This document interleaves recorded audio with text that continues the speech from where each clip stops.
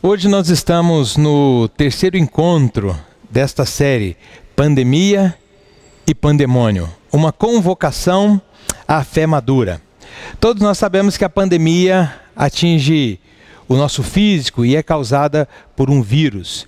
Mas toda pandemia gera um pandemônio. E o sentido que estamos dando aqui para a palavra é este: a instauração e disseminação da desordem. A pandemia, não só aqui no Brasil, mas estou falando especificamente do nosso contexto, tem gerado pandemônio do ponto de vista do sistema de saúde, tem gerado um pandemônio social, um pandemônio econômico, um pandemônio político. Nós estamos enfrentando a pandemia no meio do pandemônio, enfrentando a pandemia que é causada por um vírus, no meio de um pandemônio que é causado pela ação humana, que instaura e dissemina a desordem quando as pessoas não estão agindo com sabedoria e especialmente com a sabedoria debaixo da orientação de Deus. Nesse terceiro encontro, então, nós vamos conversar sobre um terceiro tema e no momento oportuno eu vou ler 2 textos da Bíblia para refletirmos sobre o tema. Daniel capítulo 2 e Marcos capítulo 4. E o tema que eu quero abordar com vocês nessa noite é este: o mal não tem a última palavra. O mal não tem a última palavra. Eu quero te convidar a orar a Deus, porque eu tenho convicção de que esta mensagem da palavra de Deus há de ser uma mensagem muito edificante para a sua vida, assim como foi para mim. Essa foi uma palavra que Deus trouxe ao meu coração e que me trouxe muita edificação e conforto. E eu espero que seja assim com você também. Então vamos orar. Eu quero que você ore por mim e eu oro por você nessa hora, para que realmente seja uma palavra de Deus para a sua vida. Senhor Deus, muito obrigado, porque agora nós estamos diante do Senhor e nós temos o privilégio de abrir a sua palavra, de refletirmos a partir dela sobre a direção que o Senhor tem para a nossa vida no meio dessa pandemia que tem gerado tanto pandemônio, não só no mundo como um todo, mas, ou melhor, além de no mundo como um todo, também aqui no nosso país. Que o Senhor tenha misericórdia de nós, que o Senhor nos ajude a olharmos para o Senhor, que é o circunstante, antes de olharmos para as circunstâncias, para que nós enfrentemos essa situação, sabendo que o mal que está sobre nós não tem a última palavra. Eu oro assim, em nome de Jesus, porque eu creio que pode ser assim. Amém, Senhor. Amém. O mal não tem a última palavra. Eu quero começar esta reflexão nessa noite dizendo que o ser humano, as plantas e os animais possuem uma característica fundamental em comum. Todos lutam pela sobrevivência. No entanto, a forma como essa luta pela sobrevivência acontece é muito diferente. Na luta pela sobrevivência, se comparado ao ser humano, acontece algo muito interessante com as plantas e os animais. Embora os animais e as plantas sejam mais resistentes e mais independentes que o ser humano quando nascem, exemplo disso é um bebê humano e um filhote de lobo ou de uma onça pintada. Esses filhotes, esse bebê humano e esses filhotes demandam cuidados muito diferentes e os animais e as plantas ganham de goleada no que se refere à demanda por cuidados dos filhotes, no caso dos animais, e do bebê, no caso dos seres humanos. Não obstante essa maior resistência e independência da planta e do animal em relação ao ser humano, a planta e o animal dependem totalmente do ambiente para sobreviver. Comida, água, refúgio, saúde, tudo isso o animal e a planta precisam receber do ambiente. Do contrário, eles morrem. O ser humano é diferente. O ser humano não se conforma ao ambiente que que recebeu. Ele não se submete às condições do ambiente que lhe é dado. Ele o modifica em seu benefício. Foi por isso que o ser humano inventou a agricultura, a pesca e domou bois selvagens e cavalos selvagens para o trabalho e a locomoção. A capacidade que o ser humano possui de se colocar acima do seu ambiente e de manipulá-lo para o seu benefício é algo simplesmente assustador, é algo incrível, é algo descomunal essa capacidade que o ser humano tem. Nós, seres humanos, para citarmos mais alguns exemplos, criamos o fogo, a pólvora, a arquitetura, a engenharia, a medicina, a máquina a vapor, a energia elétrica, o navio, o automóvel, o telefone, a televisão, a internet, o avião supersônico e as sondas espaciais. O ser humano foi à Lua e o ser humano vai a Marte. Isso é algo simplesmente incrível. É tão incrível essa capacidade que o ser humano possui, que o ser humano começa a acreditar que é Deus, ou até que é maior do que Deus. Para você ter uma ideia disso, no dia 12 de abril de 1912, dia da primeira viagem do Titanic, na época o maior navio do mundo, Bruce Ismay, o proprietário do navio, foi perguntado por uma repórter acerca da segurança do navio, ao que ele teria respondido: minha filha, nem Deus afunda o Titanic. 3 dias depois, o navio afundou, matando cerca de 1.500 pessoas.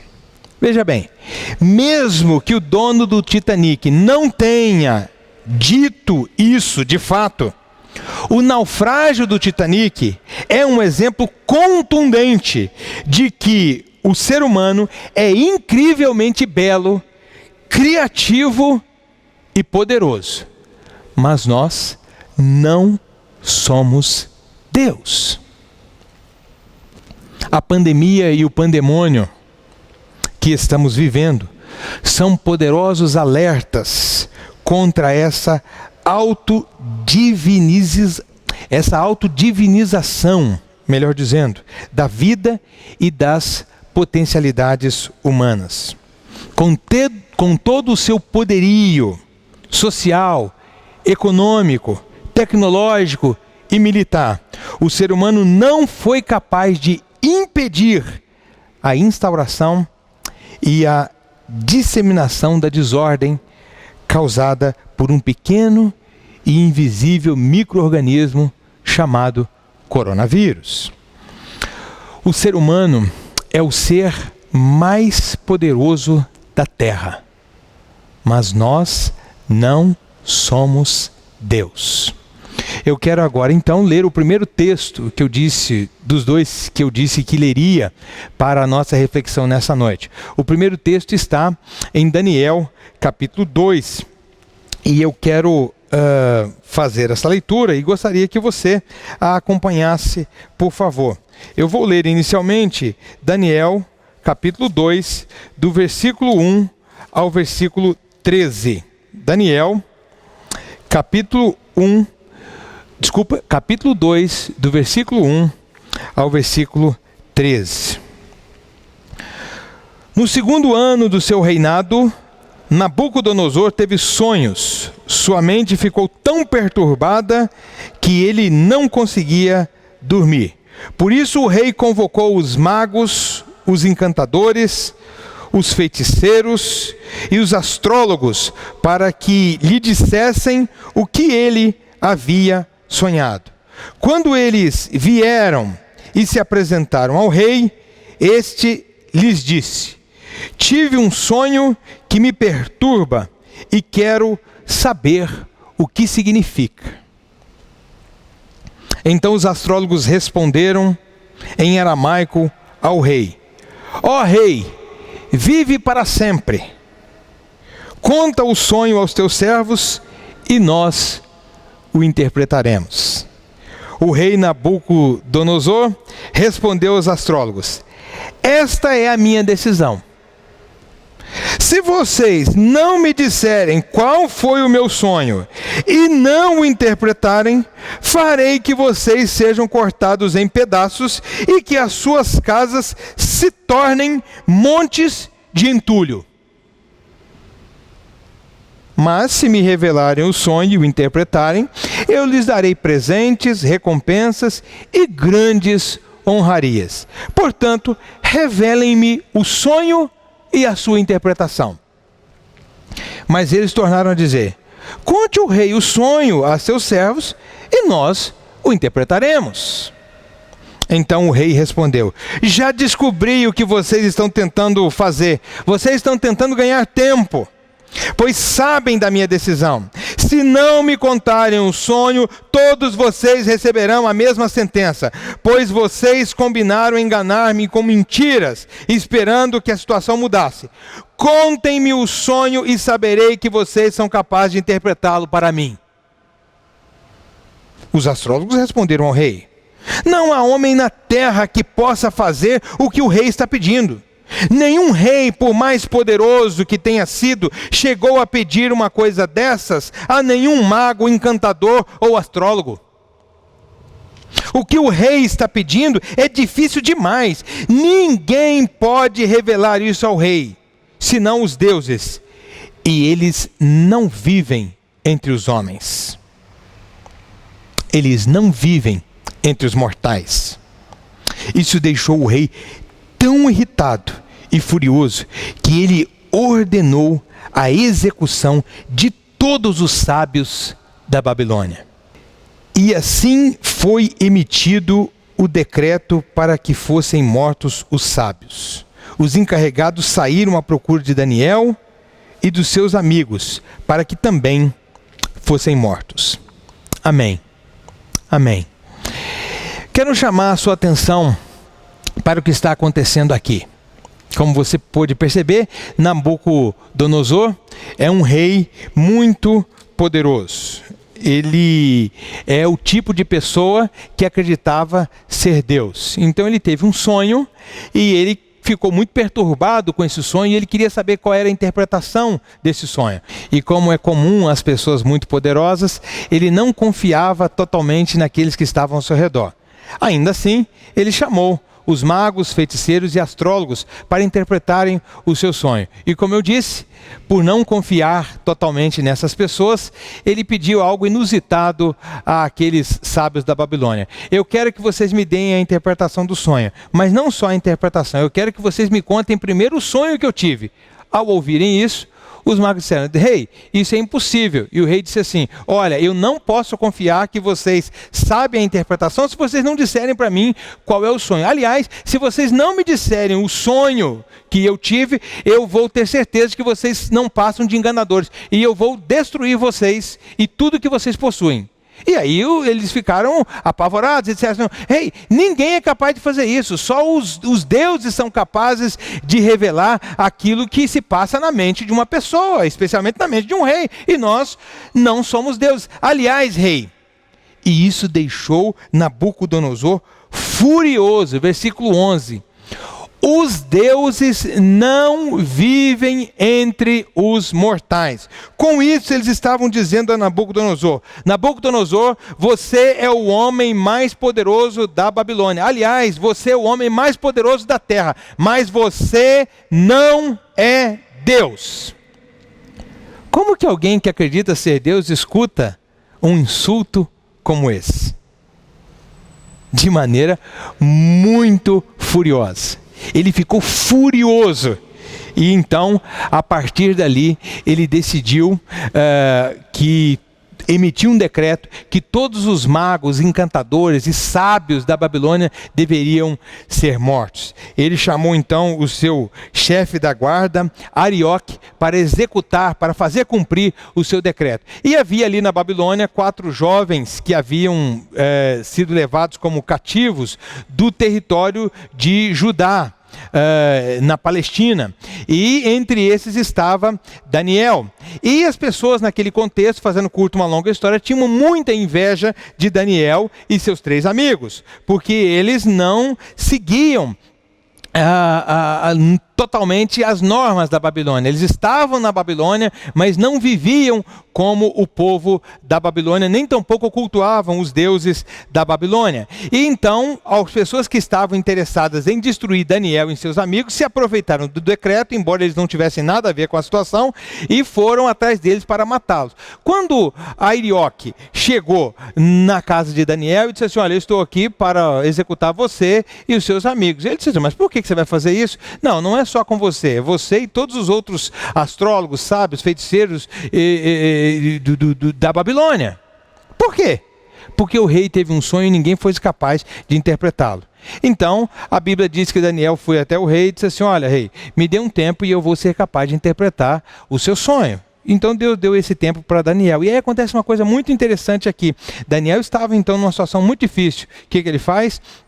Ele vai até os seus 3 amigos e diz assim: olha, por favor, orem comigo. Eu preciso dar uma resposta para o rei, mas eu não tenho sabedoria suficiente em mim para dar essa resposta ao rei. Mas eu sei que Deus pode revelar isso a mim, desde que eu ore a Deus e que vocês orem junto comigo. Os amigos então oraram junto com Daniel, e Deus então, numa visão, deu conhecimento a Daniel do sonho que Nabucodonosor havia tido, e também a interpretação desse sonho. Então, o que acontece? Daniel vai até lá para contar isso a Nabucodonosor. E então Nabucodonosor disse assim para ele: tudo bem, eu sou todo ouvidos. Vamos ver o que você tem a me dizer. Então Daniel disse ao rei: ó Nabucodonosor, este foi o sonho que você teve. Isso está em Daniel capítulo 2, a partir do versículo 31. Tu olhaste, ó rei, e diante de ti estava uma grande estátua, uma estátua enorme, impressionante, e sua aparência era terrível. A cabeça da estátua era feita de ouro puro, o peito e o braço eram de prata, o ventre e os quadris eram de bronze. As pernas eram de ferro, e os pés eram em parte de ferro e em parte de barro. Enquanto estavas observando, uma pedra soltou-se, sem auxílio das mãos, atingiu a estátua nos pés de ferro e de barro e os esmigalhou. Então o ferro, o barro, o bronze, a prata e o ouro foram despedaçados. Viraram pó, como o pó da debulha do trigo na eira durante o verão. O vento os levou sem deixar vestígio. Mas a pedra que atingiu a estátua tornou-se uma montanha e encheu toda a terra. Quando Daniel disse o sonho a Nabucodonosor, ou seja, contou a Nabucodonosor o sonho que ele havia tido, sem que Nabucodonosor tivesse dado qualquer dica sobre esse sonho, Nabucodonosor teve certeza que estava realmente diante de um homem que tinha um conhecimento especial, que tinha uma sabedoria especial. E aí então Daniel vai dizer ao rei Nabucodonosor exatamente a mesma coisa que os magos, feiticeiros e encantadores da Babilônia haviam dito. Só que Daniel vai ser mais cauteloso. Daniel vai dizer isso de maneira indireta. Daniel vai dizer o seguinte: olha, o sonho, rei Nabucodonosor, quer dizer o seguinte, que você é muito poderoso. Que você é muito poderoso, mas você não é Deus. Você não é Deus. Daniel vai dizer assim para ele: foi esse o sonho, e nós o interpretaremos para você, ó rei. Versículo 36. Tu, ó rei, és rei dos reis. O Deus dos céus concedeu-te domínio, poder, força e glória. Nas tuas mãos ele colocou a humanidade, os animais selvagens e as aves dos céus. Onde quer que eles vivam, ele fez de ti o governante deles. Tu és a cabeça de ouro. Em outras palavras, você é muito poderoso. Só que Daniel segue na interpretação do sonho e diz o seguinte, que uma pedra do nada se soltou e atingiu aquela estátua, que era na região da sua canela, que era uma mistura de barro e ferro. E tudo se desmoronou. Com isso, Daniel está dizendo assim: rei, você é muito poderoso, mas você não é Deus. Um reino sucederá ao seu reino, e depois um outro reino sucederá a este reino, e assim será até o fim. Um reino sucederá a outro reino. Todos os poderosos da terra vão cair, e isso não é diferente no seu caso. Até que, versículo 44 do capítulo 2 de Daniel diz o seguinte: chegará um tempo em que o Deus dos céus estabelecerá um reino que jamais será destruído e que nunca será dominado por nenhum outro povo. Ele destruirá todos os reinos daqueles reis e os exterminará, mas esse reino durará para sempre. Esse é o significado da visão da pedra que se soltou da montanha sem auxílio das mãos. Pedra que esmigalhou o ferro, o bronze, o barro, a prata e o ouro. O Deus Todo-Poderoso mostrou ao rei o que acontecerá no futuro. O sonho é verdadeiro e a interpretação é fiel. Nabucodonosor, você é muito poderoso, mas você não é Deus. Chamo a sua atenção para duas coisas aqui. Na Bíblia, o que significa a pedra? O que significa a rocha? E o que significa o reino que não tem fim? Se você está familiarizado com a espiritualidade cristã, com pelo menos um pouco da teologia cristã, você sabe que na Bíblia a pedra por excelência, com raríssimas exceções, quando se refere a uma pedra específica, esta é uma referência a Jesus. E quando se refere ao reino que não tem fim, o reino que é firmado para sempre, esta é uma referência ao reino de Deus. Então, aqui nós temos nessa história do rei Nabucodonosor uma referência a Jesus. A Jesus que é apresentado na Bíblia como o alfa e o ômega, o princípio e o fim. Jesus é apresentado na Bíblia, essa rocha, essa pedra que nenhuma mão precisa atirá-la para que ela possa fazer aquilo que se espera dela, esmigalhar os poderes que oprimem a humanidade. Essa rocha que é Jesus, a Bíblia diz que Ele é a ressurreição e a vida. Dizer que Jesus é a rocha e que seu reino não tem fim é dizer que Ele é o Senhor dos senhores, que Ele é o Rei dos reis, dos reis, que Ele é o Deus dos deuses. Jesus é aquele que tem todo o poder e toda a autoridade sobre tudo que existe nos céus e na terra. E esse Jesus, a rocha eterna, esse Jesus cujo reino não tem fim, nos prometeu que Ele estaria, que Ele está conosco desde o início até o final dos séculos. Então, meus irmãos, minhas irmãs, meus amigos, minhas amigas, eu creio sincera e fielmente que Jesus Cristo é a nossa garantia de que o mal não tem a última palavra sobre a nossa vida. Nós enfrentamos como humanidade o mal sob diversas formas. O mal que se apresenta através da violência, o mal que se apresenta através da corrupção política, o mal que se apresenta através do egoísmo, o mal que se apresenta através da maldade, do egoísmo, da prostituição, das drogas, dos vícios, o mal que se apresenta através das catástrofes naturais. Nós experimentamos o mal de diversas formas, e neste momento em particular a humanidade como um todo está enfrentando o mal na forma de uma pandemia que tem gerado um grande pandemônio, não só aqui no Brasil. Mas ainda assim, porque Jesus é quem Ele disse que é, eu creio que o mal não tem a última palavra. Essa minha afirmação de que o mal não tem a última palavra tem pelo menos três implicações. E eu quero então falar sobre elas, fazendo uma aplicação disso à nossa vida, levando em conta o momento que nós estamos vivendo. E a primeira implicação é a seguinte: eu não sou Deus e o mal vencerá.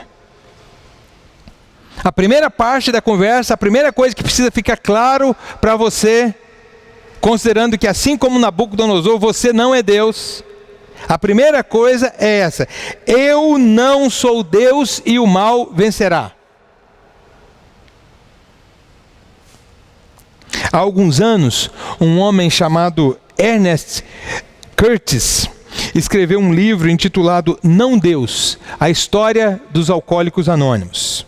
Nesse livro, ele argumenta que o problema básico dos alcoólatras é a recusa deles em admitir suas limitações e fraquezas. Eles insistem em viver na ilusão de que estão no controle da situação, quando, na verdade, eles já perderam até mesmo o controle sobre si mesmos. Em dado momento do livro, Curtis afirma o seguinte: o processo de recuperação e cura de um alcoólatra começa com uma simples, porém decisiva constatação: eu não sou Deus. Eu não sou Deus. Mas não é só no caso dos alcoólatras que esse é um passo inicial e fundamental. Todos nós somos viciados em nós mesmos. Admitir eu não sou Deus é a questão mais importante, mais fundamental da fé e da vida cristã. Desde o jardim do Éden, desde o início, o ser humano vem rejeitando a sua condição de criatura e tentando usurpar o lugar de Deus. Mas eu quero te lembrar nessa noite que você não é Deus.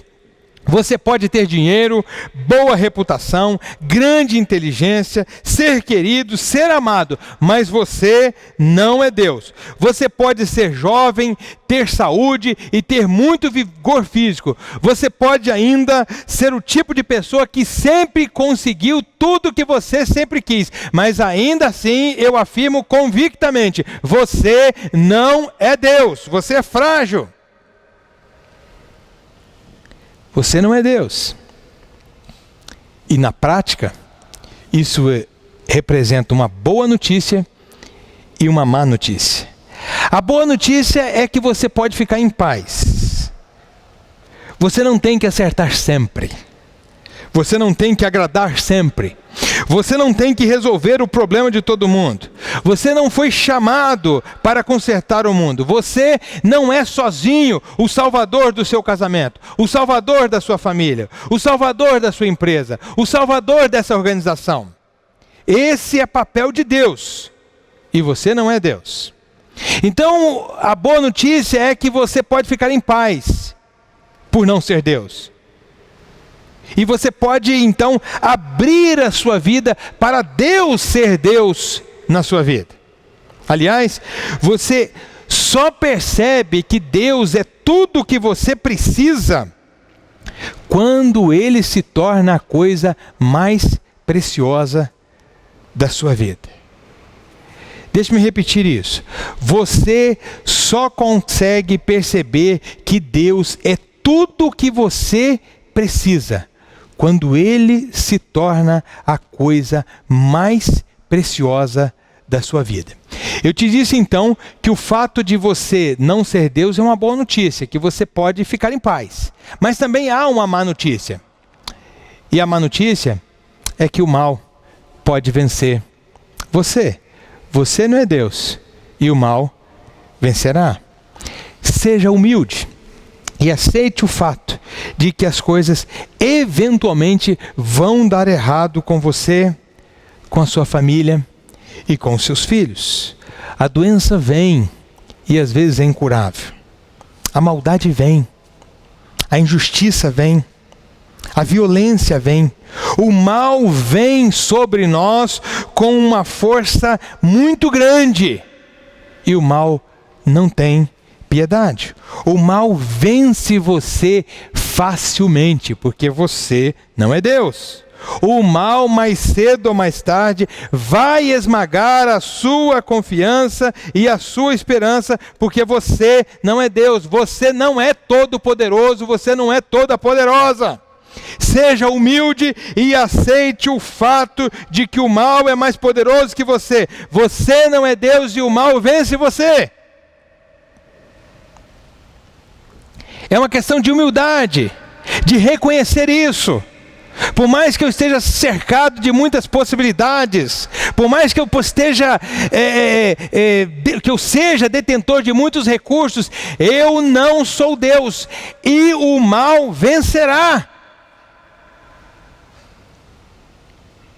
Essa é a primeira implicação do fato de você não ser Deus. Você não é Deus e o mal vencerá. Mas aí tem uma segunda implicação, que é a seguinte: Jesus é Deus e vence o mal. Aleluia! Bendito seja Deus. Jesus é Deus e vence o mal. E isso nos leva ao segundo texto que eu quero usar para a nossa reflexão aqui nessa noite, que é Marcos capítulo 4, do versículo 35 ao 41. Inicialmente eu vou ler do versículo 35 ao versículo 38. Marcos capítulo 4, do versículo 35 ao 38, nos diz o seguinte: Naquele dia, ao amanhecer, disse ele aos seus discípulos: Vamos para o outro lado.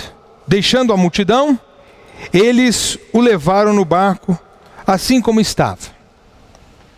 Outros barcos também o acompanhavam. Levantou-se um forte vendaval, e as ondas se lançavam sobre o barco, de forma que este foi se enchendo de água. Jesus estava na popa, dormindo, com a cabeça sobre um travesseiro. Os discípulos o acordaram e clamaram: Mestre, não te importas que morramos? Veja bem, Marcos está nos relatando aqui que levantou-se um forte vendaval e uma grande tempestade começou a assolar os discípulos que estavam numa pequena embarcação no mar da Galileia. Marcos fala de uma forte e grande tempestade. Ora, isso é algo muito interessante, porque o mar da Galileia fica a 213 metros abaixo do nível do mar. E a apenas 48 quilômetros ao norte está o Monte Hermon, com mais de 2.800 metros de altura. Então ali acontece um fenômeno muito interessante. O ar frio vindo constantemente das montanhas se choca com o ar quente que sobe do mar da Galileia. E isso provoca, então, frequentemente, tempestades, ventos e raios muito violentos. Como é de se imaginar, os pescadores profissionais da Galileia, como era o caso desses discípulos de Jesus que estão no barco com ele, estavam muito acostumados a essas tempestades fortes. Sendo assim, eu acredito que essa tempestade descrita por Marcos era realmente muito forte. Porque mesmo sendo aqueles homens pescadores muito experientes e acostumados àquelas condições climáticas, eles acharam que iam morrer. Aquela foi uma tempestade singular, uma tempestade muito diferente de todas as outras que eles haviam enfrentado. Então eles vão até Jesus e clamam: Mestre, não te importas que morramos?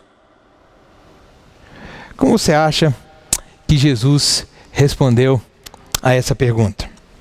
Marcos nos conta,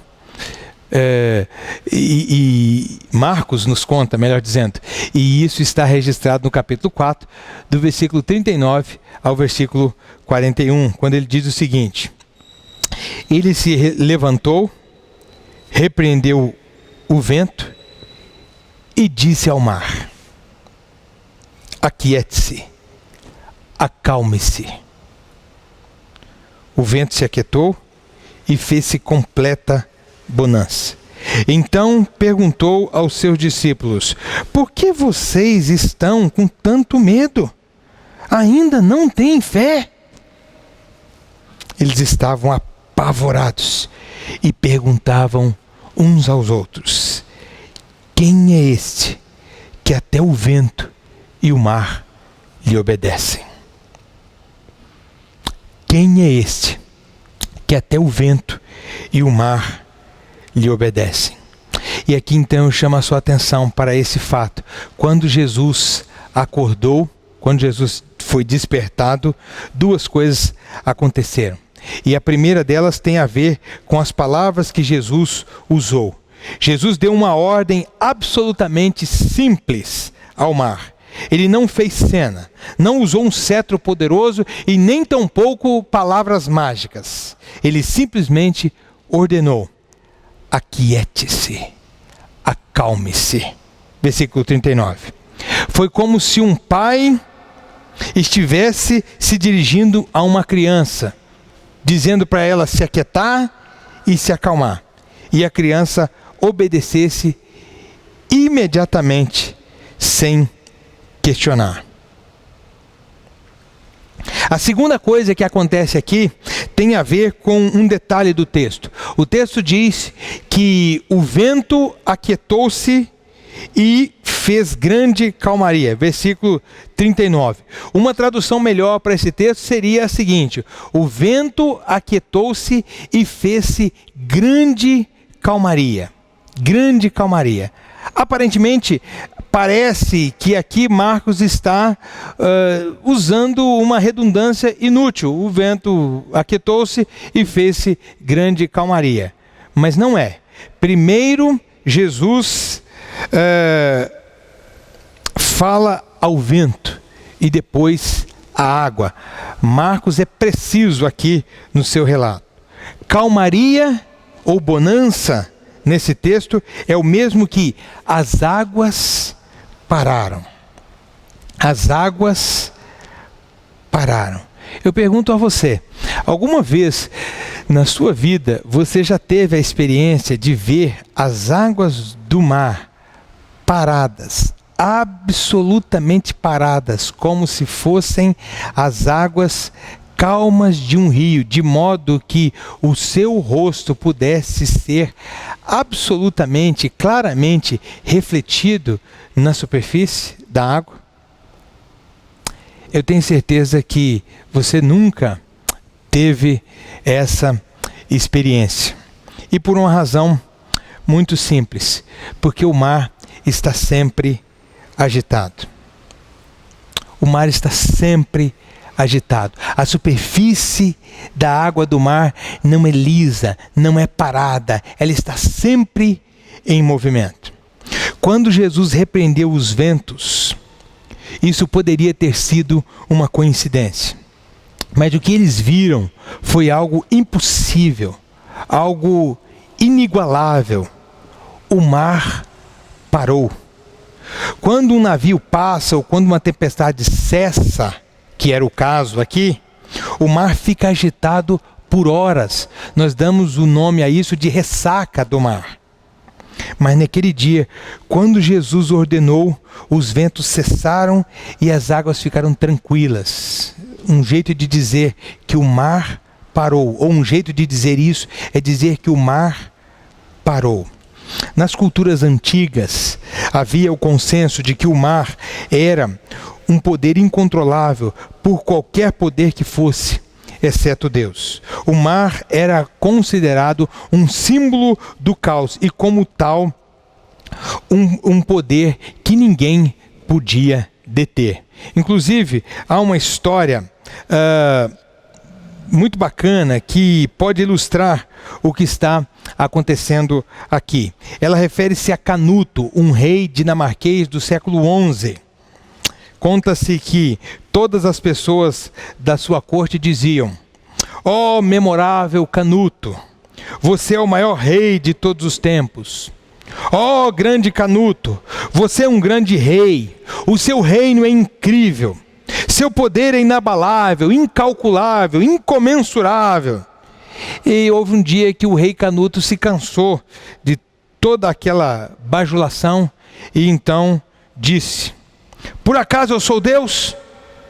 Por acaso eu sou Deus? Eu não sou Deus. E então ele chamou os membros da sua corte, ou pelo menos uma grande parte deles, e os levou até o mar e disse: aquiete-se, mar, aquiete-se! Mas as ondas, evidentemente, não pararam de quebrar na praia. O mar não parou. Com isso, ele estava dizendo: só Deus pode parar o mar. Eu não posso parar o mar, porque eu não sou Deus. Jesus, porém, foi capaz de parar o mar. E ele não o fez apelando a um poder superior. Não. Jesus simplesmente voltou-se para o vendaval e disse: aquiete-se, acalme-se. E o mar parou.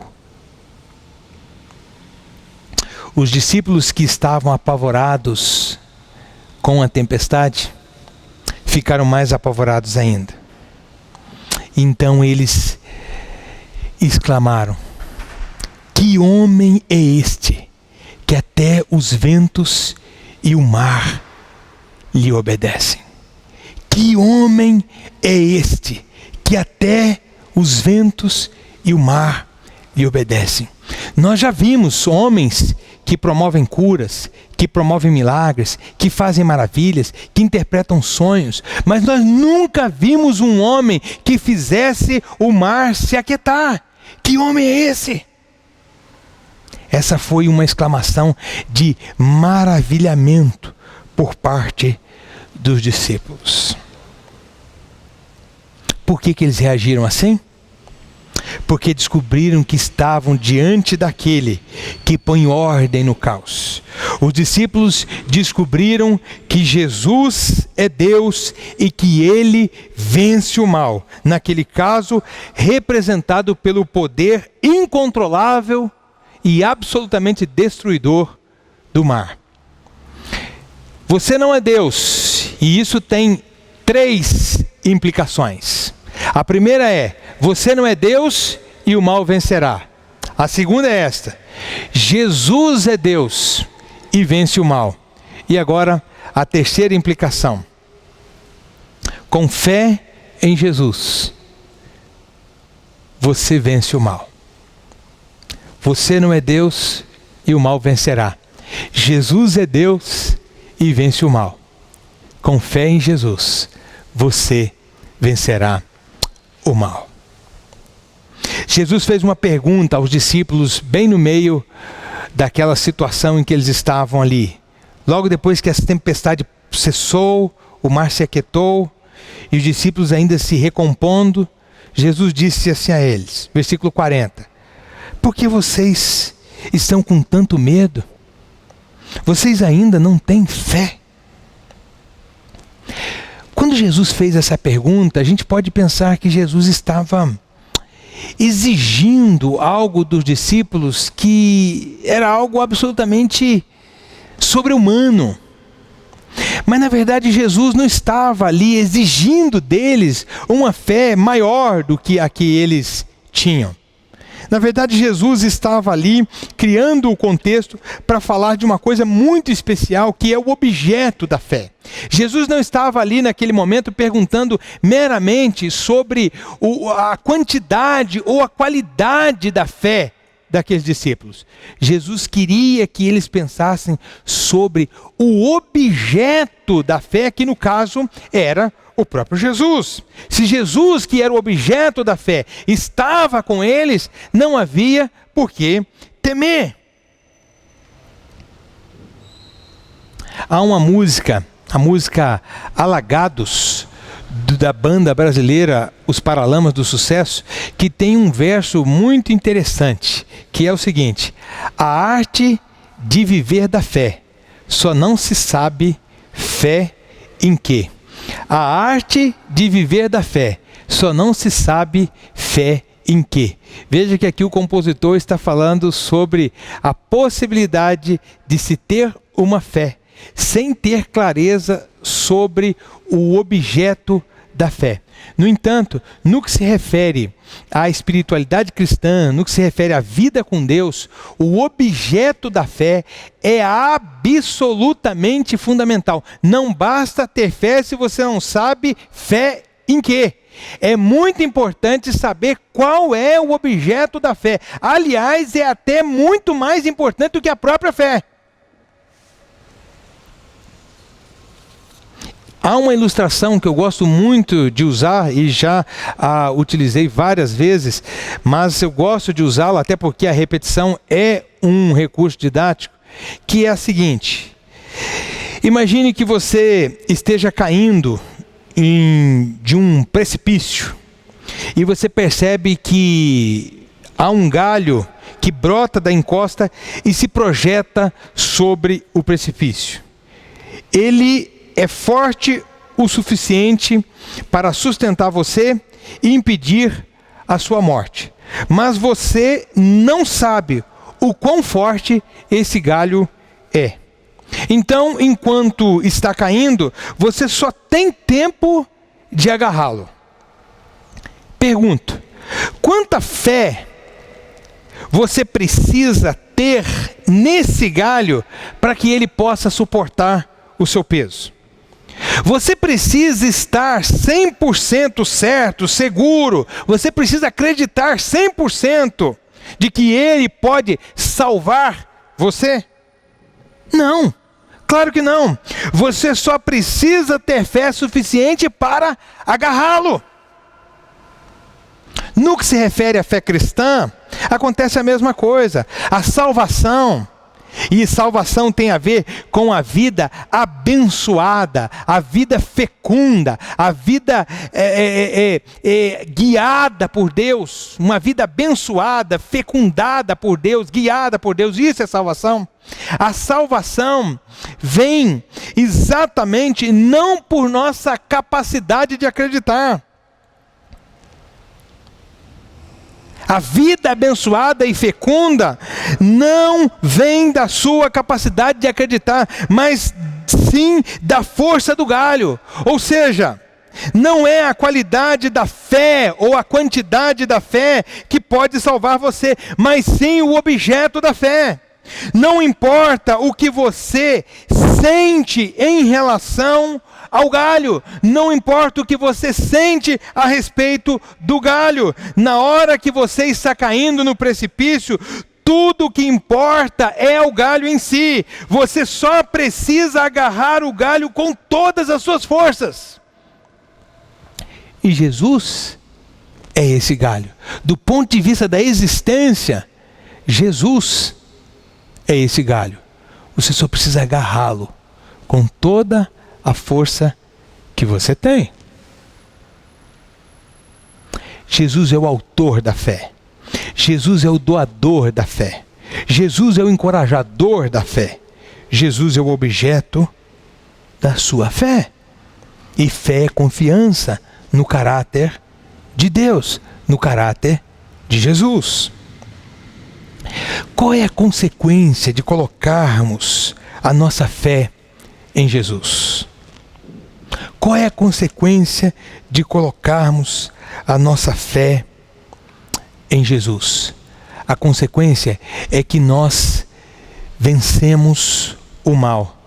Na verdade, Jesus vence o mal por nós. Jesus vence o mal em nós. Jesus vence o mal através de nós. O mal que está em nós, o mal que está no outro e o mal que está no mundo. Quando nós depositamos a nossa fé em Jesus, Jesus vence o mal e nós vencemos o mal com Jesus. Você não é Deus e o mal vencerá. Jesus é Deus e vence o mal. Com fé em Jesus, você vencerá o mal. Meus queridos irmãos e irmãs, meus amigos, minhas amigas, Jesus está agindo para que o mal representado pela pandemia e pelo pandemônio que ela gera não tenha a última palavra sobre a humanidade e nem tampouco sobre a sua família e sobre a sua vida. Mas por que eu tenho essa confiança? Por que eu ouso fazer essa afirmação?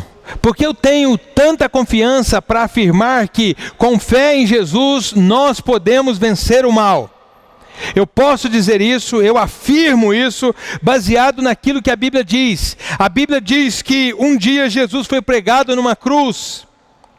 E que ao fazer isso, Jesus estava entrando na única tempestade capaz de nos destruir, que é a tempestade da vida sem Deus, que é a tempestade da vida sem sentido, que é a tempestade da frustração eterna. Jesus acalmou a tempestade quando ele enfrentou a cruz e ressuscitou.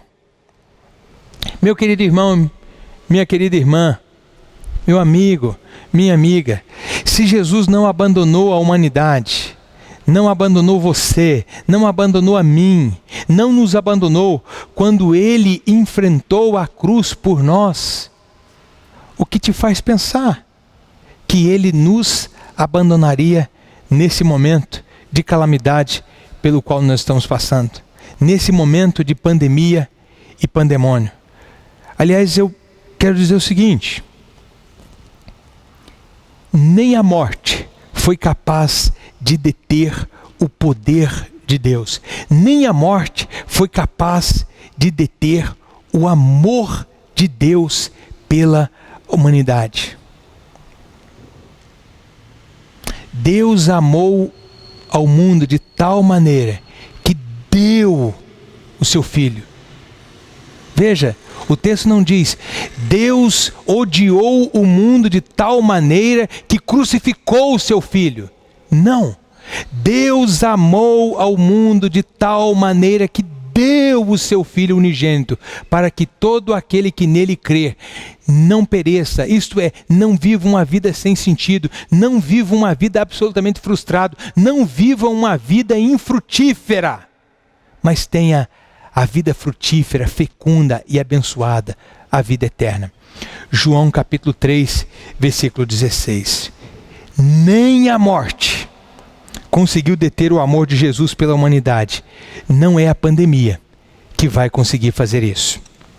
Com fé em Jesus, nós seguimos seguros de que o mal não tem a última palavra sobre as nossas vidas. O mal não tem a última palavra. Jesus tem a última palavra. E a última palavra de Jesus é bênção. Vinde, benditos de meu Pai, o reino é de vocês. Que Deus te abençoe, que Deus te guarde. Amém.